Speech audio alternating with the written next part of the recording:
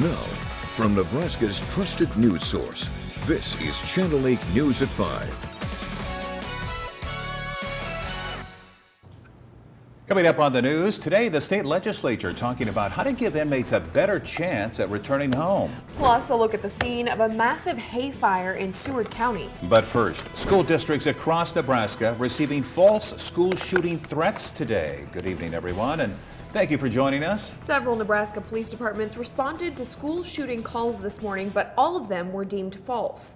Channel 8's Matthew Mittleider has more details in our top story tonight. Matthew? It's being referred to as swatting, where a caller will make fake threats to the police about a shooting in order to create panic and draw authorities to locations. At least 10 of these threatening calls were made to Nebraska school districts today, including at least one to Lincoln High School. In Hastings, officials say after getting the call, the high school there was placed on lockdown. Police then went room to room to ensure the safety of all students. In Columbus, police say there was a report of at least 3 SCOTUS students who had been shot in a math room, but those claims were deemed not true. Omaha found a similar report to be false at the Omaha South High School. A lot of families, a lot of kids, a lot of teachers have been victimized. It's 100% unacceptable behavior. Everybody across our state executed in times of incredible fear and anxiety and tension. They executed to protect our kids perfectly. Swatting calls were also reported in Grand Island, Kearney, and Gering, Nebraska, putting police on high alert. The trend of hoax calls targeting schools has been growing recently in states across the country, including Colorado, Idaho, Minnesota, Texas, Arkansas, California, and more. The Nebraska State Patrol says while there was no danger to anyone today, swatting calls do cause a disruption to both schools and police. They say they'll continue to assist any local law enforcement agencies and school districts that receive these calls. I'll have more on this story at 6. Sounds good, Matthew. Thank you for our top story tonight. Now there's news now. Officials are still trying to figure out the cause of a massive hay fire in Seward County. Crews were first called to the fire around 2 o'clock this morning just west of Staplehurst. You can see there was thick smoke in the area several hours later. Crews continue to watch out for hot spots. Fortunately, no one was injured and no one had to be evacuated, but some animals had to be moved. Just cattle. They're moving cattle to the east this morning. This isn't a cattle pen up against the silage pile. Even though this is all in a rural area, officials were worried about people traveling through the thick smoke. Crews were able to remove some hay bales from the area to prevent further spread. Now to some crime news. 2 men charged in a Howard County cockfighting ring have taken plea deals. In exchange for their pleas, prosecutors reduced a felony charge to a misdemeanor. 45-year-old Victor Mora and 46-year-old Gustavo Garcia are now charged with owning or possessing animal fight paraphernalia. Numerous animals were seized during a police search of a property listed as Garcia's residence. Mora and Garcia were both ordered to pay $500 fines. In Dawson County, someone has been cutting down road signs. The sheriff's office there says these signs were cut down both north and south of the town of Gothenburg. There's no other leads at this time, so if you have any information, you are urged to contact the Dawson County Sheriff's Office. Well, the girls' state basketball tournament is in full swing right here in Lincoln. With teams from all over Nebraska, the State Patrol is making sure everyone stays safe on the roads. The girls' tournament goes until Saturday, and the boys runs through next Wednesday to Saturday. Troopers are working overtime across the state with a special focus around Lincoln and other high-traffic areas.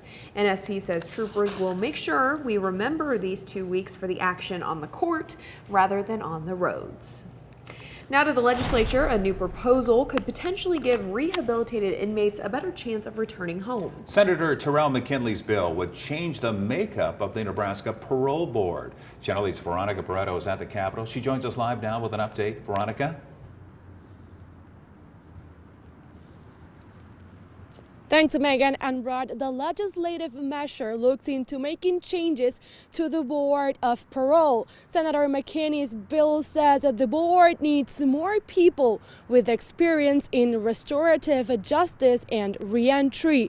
This bill comes after a report found that members of the Nebraska Parole Board appeared at less than half of hearings scheduled between March 2018 and December 2021. Right now, the board is made up of 5 people. Senator McKinney's bill would add people who are nonpartisan and previously incarcerated to the board. Under the bill, no one could miss more than 3 meetings each year. And unfortunately, the parole board is not meeting regularly.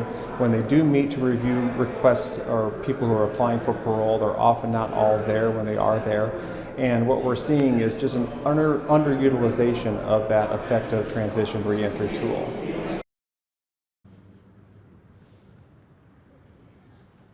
Supporters of the bill say it would alleviate the overcrowding problem of prisons in Nebraska. And the bill was discussed today at the Judiciary Committee in the legislature. Coming up at 6 o'clock, I will have more on what happened at that hearing, and I have more on opponents and supporters. Reporting live from Nebraska State Capitol, Veronica Barreto, Channel 8 News. All right, thank you, Veronica. We'll talk to you at 6 o'clock. Senator Julie Slama has a bill banning any boycotting of Israel for companies that deal with government agencies. Nebraskans for Peace oppose the bill, which basically says local or state government cannot enter into a contract with a company unless the company promises not to boycott Israel. The bill would not apply to smaller companies and contracts less than $100,000. Nebraskans for Peace say this bill violates the First Amendment. If I criticize the Chinese regime, I don't hate Chinese. If we're all criticizing Russia's invasion, we don't hate Russians. We're free in our country to criticize any government we want. That's what free speech is. Why would our government take away that right of political speech to criticize another government? Senator Slama, once again the introducer of LB 343, sent a statement to Channel 8 about why the bill is important. She says, in part, quote, Israel is a beacon of freedom in the Middle East. The BDS movement is rooted in an anti-Semitism and intends to wipe Israel from the map. I'm proud to sponsor LB 343 to ensure Nebraska's taxpayer dollars are not used to support this hateful movement in state contracts. There's also a bill that would add more money to Nebraska's Main Street program, which helps preserve and revitalize communities. That's right. It helps revitalize small-town main streets all the way up to big-town historic districts. But right now, it runs on about a $40,000 a year budget with a part-time worker. A proposed bill would increase that to $250,000 a year and add more employees. Now, by comparison, Missouri's program gets $500,000 a year. Well, spring is just around the corner, and that means orange cones will be popping up around the city soon. Lincoln officials announced another round of street improvements and construction this upcoming season. They're investing $44 million in street and transportation projects this year. Since 2019, the city has invested over $200 million. Our project delivery team is planning 20 street improvement, street growth, bridge improvement, and sidewalk projects through the 2023 construction season. That's 21 lane miles of residential improvements and 23 lane miles of arterial improvements and new streets. The city will also be upgrading 6 miles of sidewalks. Some arterial improvements include 48th Street from Layton to Superior, 84th Street from Sandalwood to Elizabeth Drive.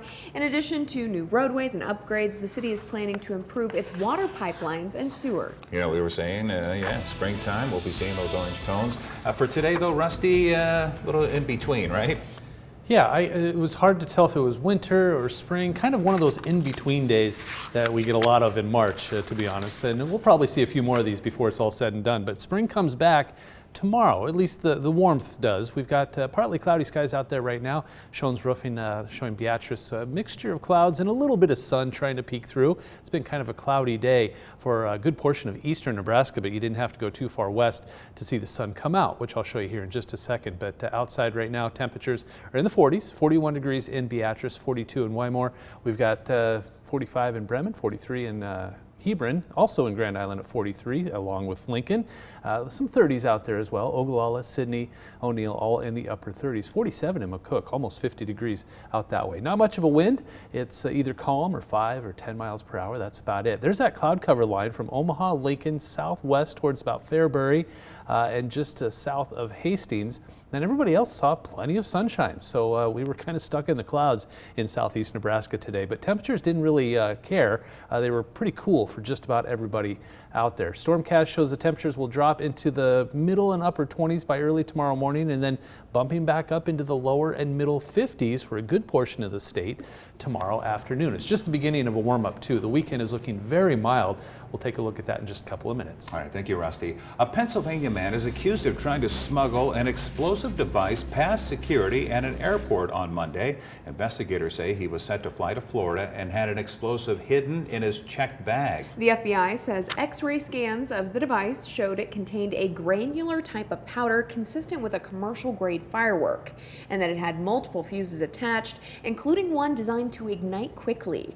Investigators say the suspect's bag also contained a can of butane and a lighter. The criminal complaint saying the device was susceptible to ignite from heat and friction. It was concealed within his luggage. He put some effort into that. From my experience and training, it was not a sophisticated device, but it could still inflict a lot of damage or harm to people. There's always a risk of anything of any size going off in an aircraft. Investigators say before the bag could be loaded onto the plane, it tripped an alarm. TSA then paging the owner of the bag, telling him to report to the security office, but instead, the FBI says he left the airport. He was arrested at his home Monday night. Another big national news, tomorrow marks 1 month since the train derailment in East Palestine, Ohio, and cleanup efforts continue. But safety is still a very big concern there. The Union for Rail Workers say some of them have gotten sick while they were helping clear the chemicals that spilled, and they say they're doing it without any PPE. Some residents nearby are also complaining of rashes and skin problems. Now, coming up next week, Norfolk Southern's CEO will testify before the Senate. I would ask him what would he do differently, and how will he protect this community now that there's been a spill, and how will he protect the workers? A bipartisan rail safety bill is already in the works. It would enhance safety procedures for trains carrying hazardous materials and boost maximum fines for wrongdoing. Well, this just in. Omaha's Henry Doorly Zoo is welcoming a new baby elephant. Here are some pictures of the little guy. He was born around 2 this morning. His mom is Lolly, an 11-year-old African elephant. He's the third African elephant calf born at the zoo, joining his half-siblings Eugenia and Sunny, who were born last year. They all share the same dad, Callie, who's 22 years old now.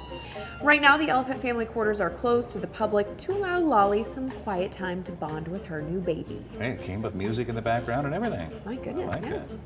Still to come on the news tonight, over a dozen counties in California are under a state of emergency after the state is rocked by severe weather. All the latest on that and your local weather right after the break.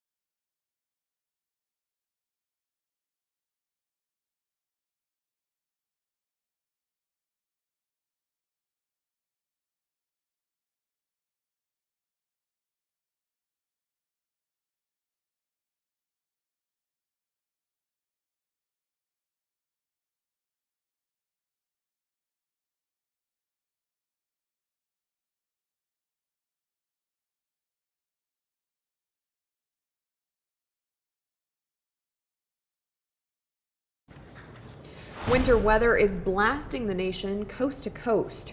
Overnight tornado sirens and booming thunder in Alabama from a storm system that hit California earlier this week. California's governor activating the National Guard as 13 counties are now under a state of emergency. Near Lake Tahoe, a 3-story apartment building nearly buried, and Yosemite National Park close with 15 feet of snow they received. Nearly 100 rescues have been reported, and emergency crews are scrambling to get supplies into the mountain communities east of Los Angeles. And it could be more than a week before they can reach some areas. Trying to bring some resources from other state agencies that deal with snow that can get the proper equipment up the hill. If people have food, shelter, water, and heat, and they're in their structures that are in good condition, they're going to need to weather this storm. Officials for San Bernardino County said they are still 617 miles of road to plow up there, and the unprecedented snow has been too much for them to keep up with. Meanwhile, in Crestline, snowfall caused the roof to cave in at a grocery store. Now, your Storm Alert team forecast with Chief Meteorologist Rusty Dawkins. And around here, very quiet. We saw a lot of cloud cover throughout much of the day, and in the capital city, especially eastern Nebraska, a lot of cloud cover. Now, sun came out. I came into work earlier this afternoon and it was cloudy. I haven't seen the sun all day, but there it is. 84th and O, Southeast Community College, showing us a rather nice second half to the day. And temperature-wise, okay, we're not terribly warm, but not cold either. 42 in Southeast Community College, 41s in East Campus and Yankee Hill Road, the airport.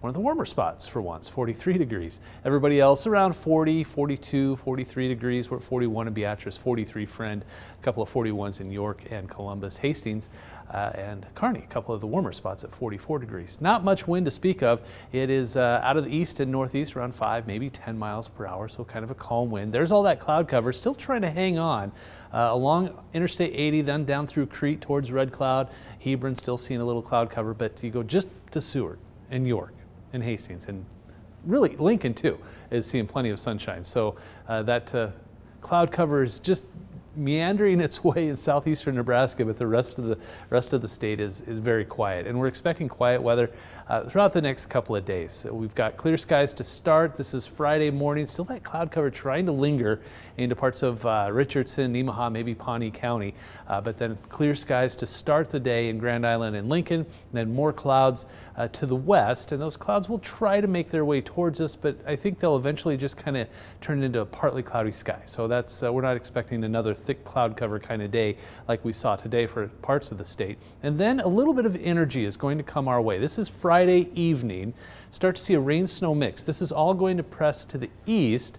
Now there's not a whole lot of moisture to go around, and this is a very weak disturbance, but it's showing a little bit of snow to the north and a little bit of light rain to the south. So by 6 a.m. Saturday, there could be a couple of sprinkles out there, and then that moves out very quickly. So if you can just sleep until 10 o'clock in the morning on Saturday, I'm going to try. It never happens because my kids never let me do it, but I'm going to give it a chance. I'm hoping for a chance, because if you sleep until 10 a.m., everything pushes off to the east, and it'll be a quiet rest of the weekend. So for tonight, temperatures pretty close to normal. We should be in the middle 20s. Some of us might be in the upper 20s. We'll say 27 degrees in the capital city, partly cloudy, a little on the cool side, a northeast wind at 5 to 10 miles per hour. And then for tomorrow, middle 50s, warming back up. This will be above average for all of us. 57 in Beatrice and Fairbury, Hebron, 53 York, also in Grand Island and Hastings, 55 degrees, mostly sunny in Lincoln, warmer, and a little bit of a breeze out of the north at 5 to 15 miles per hour. Really nice start to the weekend. There's that early morning chance for a shower. Again, most of us will be dry, but there's just a small chance. So a little cooler too. And then look at that, 62 degrees on Sunday, warming up. That is a really nice end to the weekend. Partly cloudy skies at 62 on Sunday. Then we cool off just a little bit on Monday, 53. Down into the 40s we go on Tuesday. And then a small chance of some mixed precipitation coming our way Wednesday and Thursday. Models have been not handling that chance very well. It had it for a couple of days. Now it doesn't. So it's just a chance that we'll continue to monitor as we head through the second half of next week. But really, if you are looking for a nice weekend to get outside and do some spring cleanup, this might be a good weekend to do it. Yeah, I think we might go to the park one of those days too. Great idea. Great idea. All right, thank you, Rusty. A great day on Wall Street. The Dow gaining 342 points. NASDAQ is up 83.5. S&P also adding 30. Here are your numbers. You're watching Channel 8, Nebraska's trusted news source.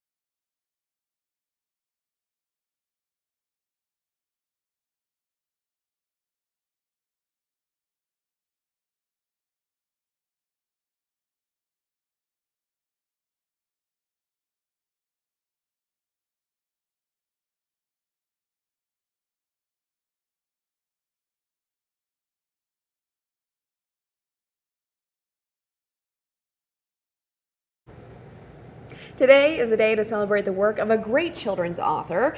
Come on now, don't be obtuse. Okay. Let's all give thanks to Dr. Seuss. Thousands of schools, libraries, and community centers are participating in a reading celebration to mark his birthday. Yeah, Dr. Seuss, you got to admit, his imagination made reading and learning fun for so many young children. With the publication of The Cat in the Hat back in 1957, and Green Eggs and Ham in 1960, Dr. Seuss revolutionized the way children learn to read.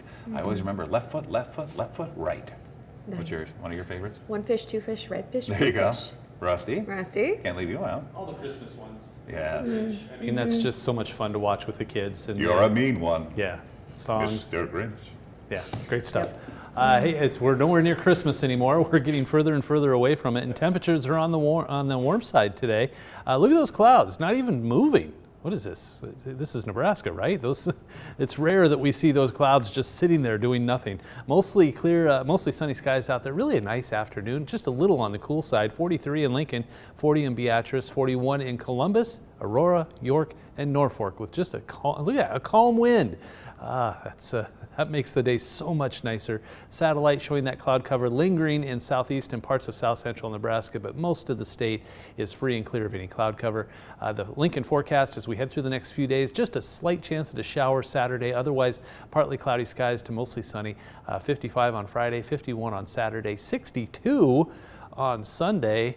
That's a golf course alert day right there. 55 degrees for a high on Friday. We'll start off in the middle and upper 20s at 6 a.m., upper 40s by noon, and already in the middle 50s by 3 o'clock in the afternoon. And notice the wind is not going to be very high at all. A northwest wind at 3, 4, 5, or 6 miles per hour, so a very light wind.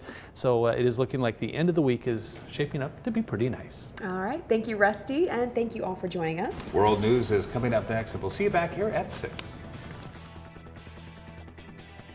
With the Channel 8 News mobile app, you'll be the first to know. Get alerts about breaking news and weather, all in the palm of your hand.